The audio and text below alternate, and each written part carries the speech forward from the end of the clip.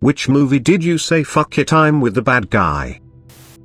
B movie. Come on, a fucking B wins over your girl. The boyfriend was supposed to be the bad guy yet was the most sane person there. He was behaving like how a human would react when a bee fucking sues your whole race for insect slavery. Edit, he was also livid because a bee clapped his girlfriend's cheeks. This ought to give any human an existential crisis. Can you shove your entire body in her pussy and vibrate like a motherfucker? I know what you did last summer. Bunch of rich entitled kids run my ass over and take off. Fuck them. Basically why I love Tucker and Dale vs. Evil. Hi-de-ho officer, we've had a doozy of a day. After Jurassic Park 3 I started rooting for the dinosaurs. With everything that went horribly wrong in the first 3 movies they still built the park and opened it to the public. Humanity deserves to be eaten at this point. The dinosaurs were never the bad guys. You make an island full of carnivorous dinosaurs, it's not their fault that their creators happen to be composed of perfectly edible meat. Facts. This has always bothered me about the franchise. They are carnivores and carnivores are designed to eat meat, hence the term carnivore. Same with the Jaws series. Sharks also eat meat, fish. Malcolm's character in the book, and several of the lawyers, had a better developed rationale for opposing the park.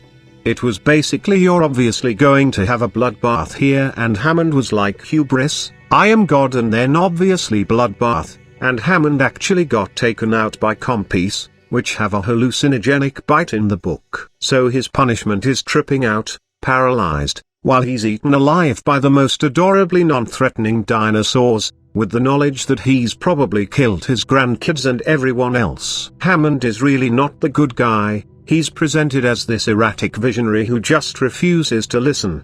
Very standoffish and dangerously stubborn. The movie of course plays up the kindly old grandpa side, and then they cast Richard Attenborough and you just fall in love and can't hate him.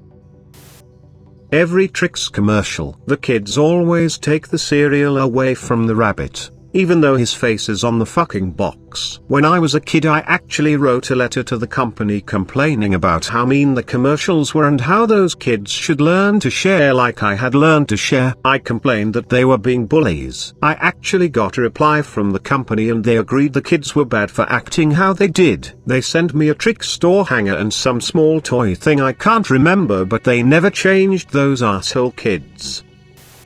Fast and the Furious, when they are trying to hijack this guy's truck and want us to feel sorry for the main characters when he shoots back. Nope, I actually miss when the Fast and Furious was about a bunch of fancy cars, a cop and some robbers stealing DVD players from a semi.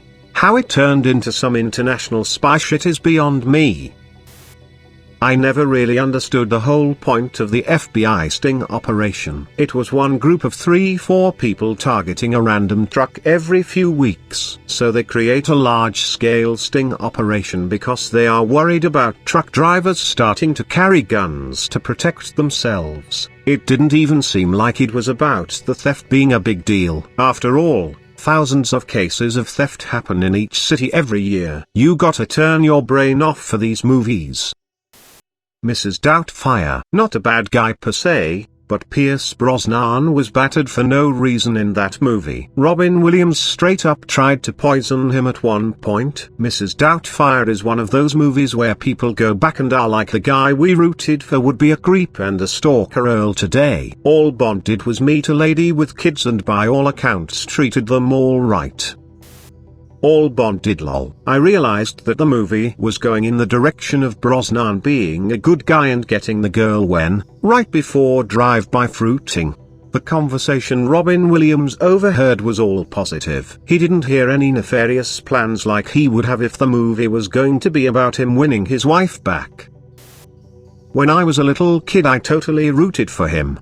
But when I got older I realized it's not a feel-good story about what a father will do to be with his kids. It's about a man with utterly no emotional control manipulating to get his way. Seriously, the Robin Williams character in that film is a creep. He's a bad father, unreliable, quits his job rather than keep a steady income to pay for his children, deliberately tries to provoke a potentially fatal allergic reaction in his ex-wife's new boyfriend, dresses up as a sort of schizophrenic alter ego character to breach the court-ordered conditions of his divorce arrangement, and stalks his ex-wife. He lives in a fantasy world, and the greatest fantasy is that he's a responsible adult. He isn't, and it was right that he didn't get custody.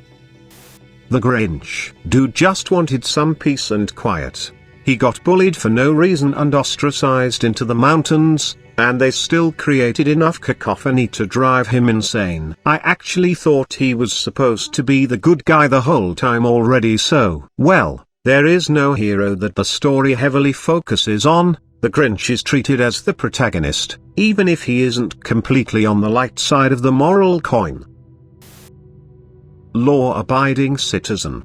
The last 10 minutes of the film makes a storytelling 180 and tries to posit it as a C. Jamie Foxx was in the right the whole time and it just feels shallow as hell. Even if the ending was the same, Butler was still far more sympathetic and had better reasons for doing what he did than anyone else. I was really disappointed at the ending in that. I get angry watching the ending. Gerard Butler's character should have won and the whole bomb thing made no sense. He did win.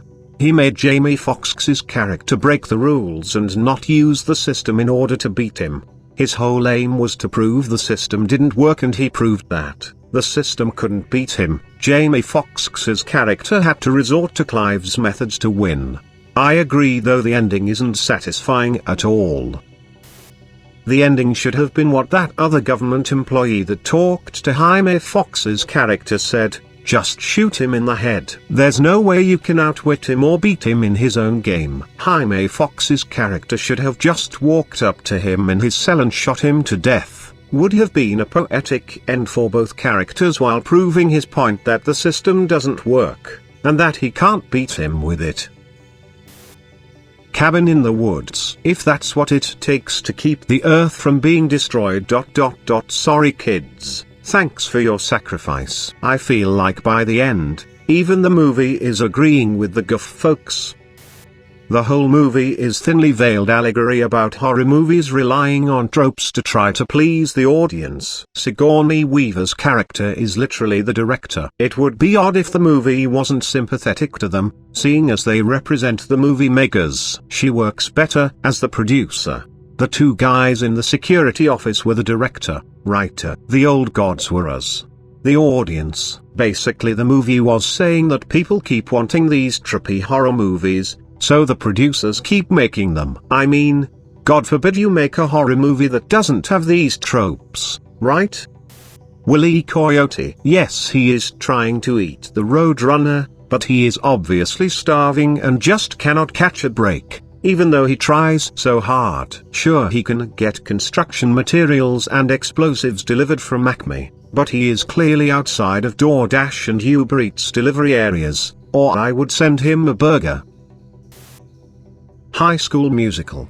Sharpay worked hard for her place in the show, and instead of whining, which was all Gabriella did, she tried helped Roy with his dream using her connections. She was a little bit of a stuck-up bitch, but 100% better. Troy's friends are the villains in the first two movies. They're routinely selfish and don't support their friend, and if you don't subscribe to what they want, you're suddenly a bad guy. Just a bunch of narcissists. Yeah, and in HSM3 when they decided, inexplicably, to stage their school musical on their own lives and Gabriella was supposed to play herself, she up and left during the night of the performance without telling anyone in advance. That's a shitty thing to do after weeks of rehearsal and writing a part for her. So what if she had to go to a prestigious college that day or whatever? She could have just told everyone or rescheduled the college thing. Selfish person.